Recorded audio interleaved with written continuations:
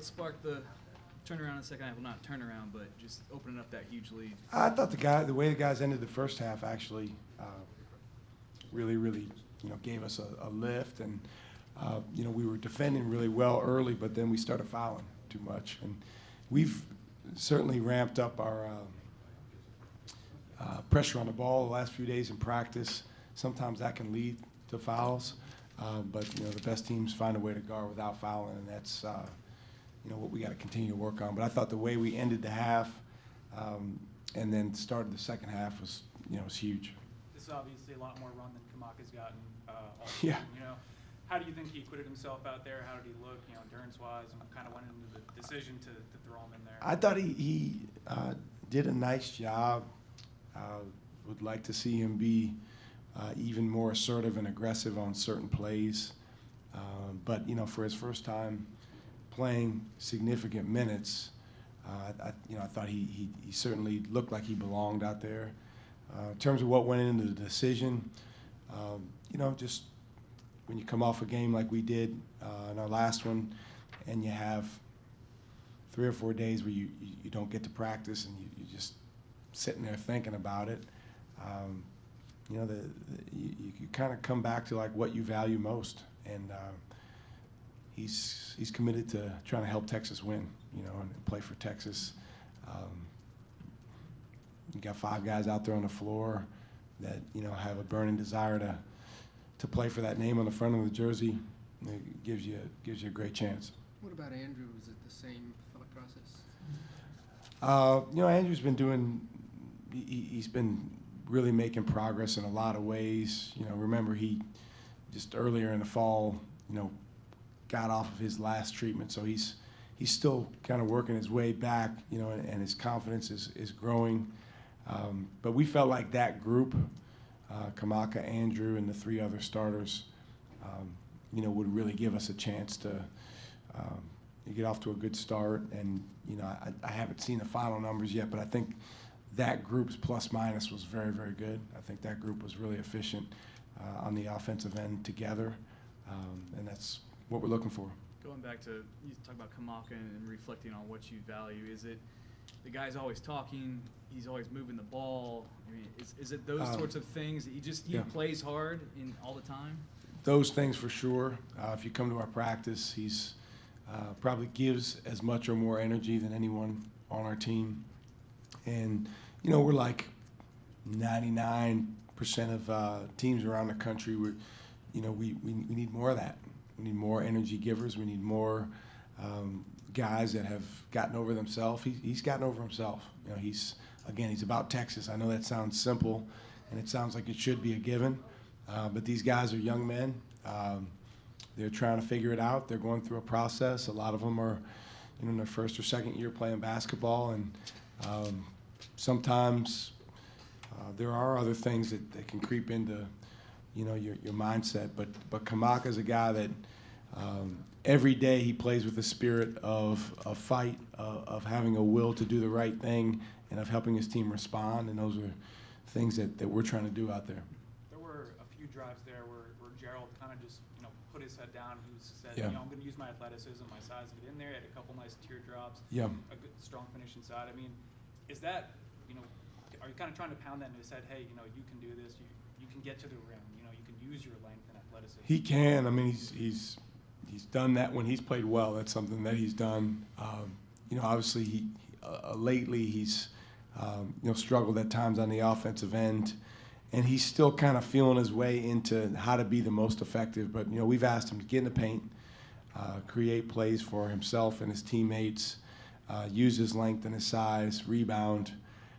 I thought, tonight he took a step. He looked like he was playing with assertiveness and confidence, which is the biggest thing. Again, you're talking about a guy that, I have to look at the exact number. I guess he's played probably 300 minutes in his career. So, he's with each game, he's gaining experience. Unfortunately, confidence isn't always a linear growth, but I think overall, some of these experiences that he's had in non-conference play hopefully will help him as we go into league play. You mentioned Kamaka's good attitude and energy. What is it that held him back? Was it defense? Why he wasn't playing as much before? Yes. Just some other guys playing over him. He's definitely better on the offensive end than he is on the defensive end for sure. But I think he can be a good team defender for us. Utilizing his mind and his basketball IQ. But yeah, for sure. Just the ability to really defend at that position is huge. Previously there were some other guys that were ahead of him. After he had some early foul trouble, Jericho was a lot more aggressive. Yeah. When he came back in.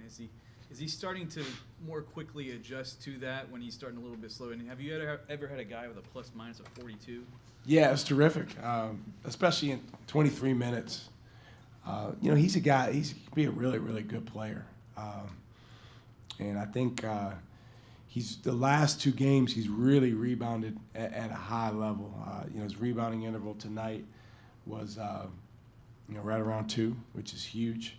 And, he also finished really well. He has the best effective field goal percentage on our team. So, I told him we want you more at 8 to 10 shots than at 4 or 5 shots. But he has a role in that he has to play, which is first and foremost getting that thing off the glass and then also running the floor, sprinting to the rim on pick and roll, and then making himself available when we do run plays that are designed to get the ball inside to him. I'm curious, what does it kind of mean to you? It's 2019 about to be 2020, and you still get to go out there and coach against a guy like Tubby. Yeah, well, he's definitely a guy that was and still is a role model for me. When I was in college, he won a national championship at Kentucky, and I remember watching that game. And it means a lot when you see an African American coach leading such a prestigious program and winning it all. And I think what's even more impressive is just the way that he carries himself as a coach, the level of class and dignity he has. He's always, just set an example for the rest of us, regardless of what race you are, of how you should go about things as a coach, with recruiting, with coaching your guys, with setting a standard, with building a culture. So I've been fortunate to be able to spend a little bit of time with him here and there over the years, and he's definitely a guy I look up to. Does this help kind of get a little of that Providence taste out of your mouth, Matt, joke that we're leaving that game in 2019 and Yeah. or is it in some ways, I know the competition is going to get a lot more difficult, but a little bit reassuring that what you guys have worked on seems to have carried over a little bit? Well, I think, anytime you play a game like that, you want to get back on the court as soon as you can. So to have to go 9 days before we could play again was tough, and to have to go 4 days before we could even practice. But I give our guys a lot of credit. Came back day after Christmas and really put together 4 very rock-solid days of preparation going into this game. Now, as you mentioned, the competition goes way up. Conference play, the physicality of everyone involved goes way up, the intensity. And so, that's something where we're going to need our older guys, our Matts, our Jaces, our Jerichos, Andrew, guys that have been around. We're going to need them to really lead the way and set the tone for all of our younger guys. And this is how you go win in conference play. And it is a marathon. It's one game at a time, and we put everything we have into being the best we can be in that next game. For us, that's Saturday at Baylor. But, it's also about, even after that game, it's about growth and progress and being able to be playing your best basketball as you move towards the second half of conference play and obviously the postseason. One or two last ones. Coach, I want to ask about Drayton. Okay. What is your view of a walk-on, and what role maybe does he fill that might not show up on a stat sheet every game? Well, he's great in practice. One of the things that's challenging in basketball is probably the ideal number of guys to have on your team in practice is about 18 or 20. Because obviously you're playing a lot of 5-on-5 and you'd like to have some substitutions out there. But you can't have that many on your team in terms of your roster, and you wouldn't want that many on your team anyway because it's hard to get so many guys in the game. But Drayton, ever since he joined our team, has been terrific in terms of just adding, a guy in practice that always knows what we're doing. And we sub him in a lot for other guys. There's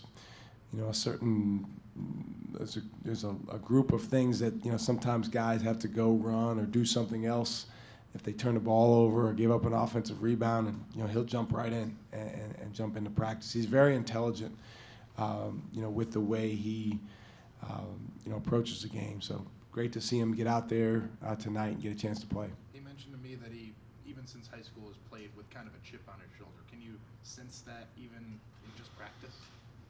Well, he just, he's pretty quiet, Drayton, so it's hard to sometimes know his motivation, but he does play hard. He competes, and he's not afraid. He'll be matched up in practice with Matt or Andrew or Courtney, and he goes out and plays. He was a heck of a player at Vandegrift, so, he did a lot of really good things there, and obviously this is a big jump to this level, but he's definitely not afraid. Anything else? Thank you, guys.